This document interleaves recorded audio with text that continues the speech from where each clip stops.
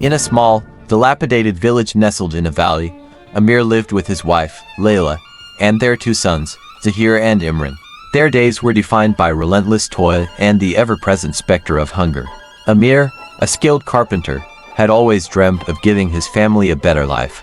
When the opportunity came to work in the bustling city, he made the difficult decision to leave them behind.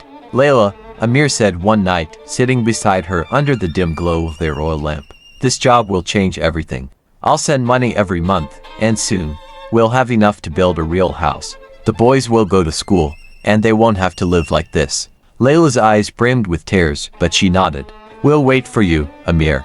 Just promise you'll come back." He embraced her and kissed the foreheads of his sons. "Be strong, my boys. Zahir, you're the eldest. Take care of your mother and brother." The next morning, with a bag slung over his shoulder and hope in his heart, Amir left for the city. The train ride felt endless, and as the rural landscape gave way to the towering skyline of the metropolis, he promised himself that his sacrifice would not be in vain.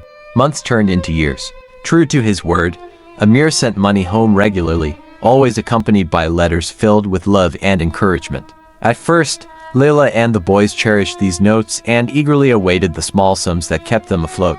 But as Zahir grew older, something shifted. Zahir, now 16, had tasted the allure of control. He realized that his father's hard-earned money could be used for more than mere survival. Slowly, he began withholding portions of the funds, spending them on himself, first on small luxuries like new clothes, then on gambling and nights out with friends. Layla, unaware of her son's deceit, often wondered why the money wasn't enough to cover their needs.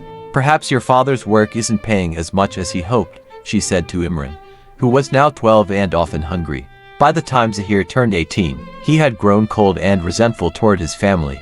One evening, after a heated argument with Layla about his behavior, Zahir packed his belongings and stormed out of the house. "You can't do this to us, Zahir," Layla pleaded. "You're just a burden," he snapped. "I'm done living like this. You and Imran can figure it out on your own." With nowhere else to go, Layla and Imran were forced to leave the home they had struggled to maintain. They wandered the village, seeking shelter with distant relatives and strangers' kindness. After 2 decades of relentless work, Amir's perseverance paid off. He had not only achieved financial stability, but amassed an extraordinary fortune of $100 billion through a series of shrewd investments and partnerships. His heart swelled with pride as he imagined returning to his family, transforming their lives forever. When Amir arrived at the village, he was shocked to find strangers living in the modest house he had once called home. He inquired about his family and learned of Zahir's betrayal. Determined to confront his oldest son, Amir tracked him down to a lavish apartment in the city. When Zahir opened the door, he froze. For a moment, the sight of his father sparked memories of the man who had once left them with promises of a better future. But the greed in his heart overshadowed any trace of guilt. "Father," Zahir said coolly, stepping aside to let him in, "you're alive." Amir studied his son, now a young man with expensive clothes and an air of arrogance. "Zahir, what happened to your mother and brother? I sent money every month." "Where are they?" Zahir shrugged. "They couldn't manage. It's not my fault they're gone." Rage and heartbreak boiled within Amir. "I trusted you, Zahir. I worked day and night for this family, and you destroyed it." Zahir smirked. "Why are you even here?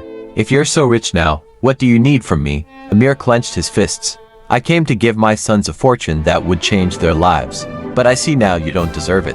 He stormed out, vowing to find Layla and Imran, no matter how long it took.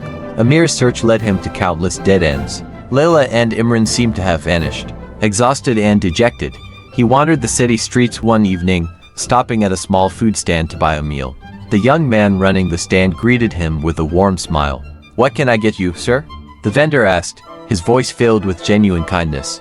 Amir ordered and sat down to eat, watching the boy serve customers with a diligence that reminded him of someone though he couldn't place who. As the stand closed for the night, Amir struck up a conversation. "You work hard, young man. What's your name?" "Imran," the boy replied. "It's just me and my mother now. She's sick, and I'm saving money for her treatment." Amir's heart skipped a beat. "Your mother? What's her name?" "Layla," Imran said, his voice tinged with sadness. "We've had a hard life, but we're managing." Tears welled up in Amir's eyes. He studied the boy's face and saw traces of the son he had left behind. Could it really be him, Imran? Amir said, his voice trembling. "Do you remember your father?" Imran looked at him, confused. My father left us when I was a child. He sent money for a while, but my brother, well, it doesn't matter now. Amir reached into his pocket and pulled out a worn photograph of their family, taken years ago. He handed it to Imran. I'm your father, he whispered.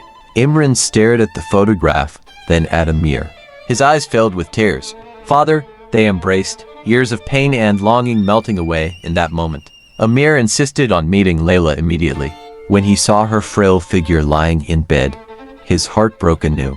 He vowed to ensure she received the best medical care and to make up for the years he had lost. Together, they devised a plan for the future. Amir transferred his entire fortune to Imran, who used it to pay for Layla's treatment and rebuild their lives. Imran opened a chain of food businesses, employing others who had faced similar hardships. As for Zahir, Amir cut him off entirely. When Zahir came begging for forgiveness, Amir gave him a single piece of advice. A man's worth is measured by his heart, not his wealth. You must find your own path. Zahir, stripped of his ill-gotten luxuries, was left to confront the consequences of his actions. Epilogue. Years later, Amir watched proudly as Imran stood at the grand opening of a hospital he had funded, named after Layla. Their family had endured unimaginable trials, but they had emerged stronger, united by love and resilience. In the end, Amir's sacrifice had not been in vain. He had found his true legacy not in wealth, but in the unbreakable bond between a father and his son.